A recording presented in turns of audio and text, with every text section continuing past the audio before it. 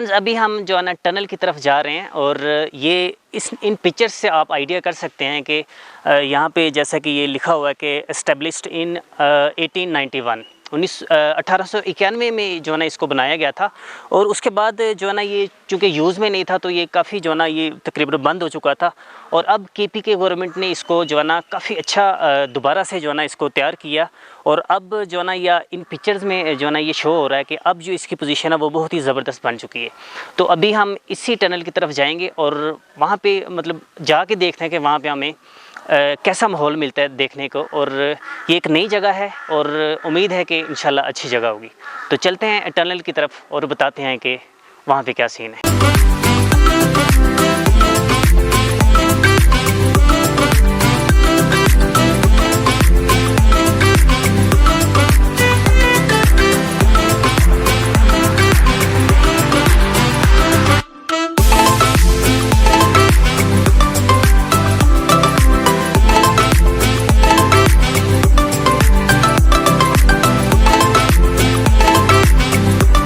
Tunnel में enter होने से पहले भी हमें टिकट लेना पड़ेगा, जैसे कि हमने पीछे जो है ना ट्रैक के लिए लिए।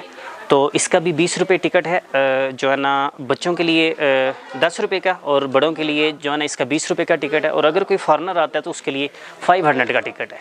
तो अभी जो है ना हम टनल के एंट्रेंस पॉइंट पे आ चुके हैं और अभी अंदर जाके देखते हैं कि इसका कैसा माहौल है।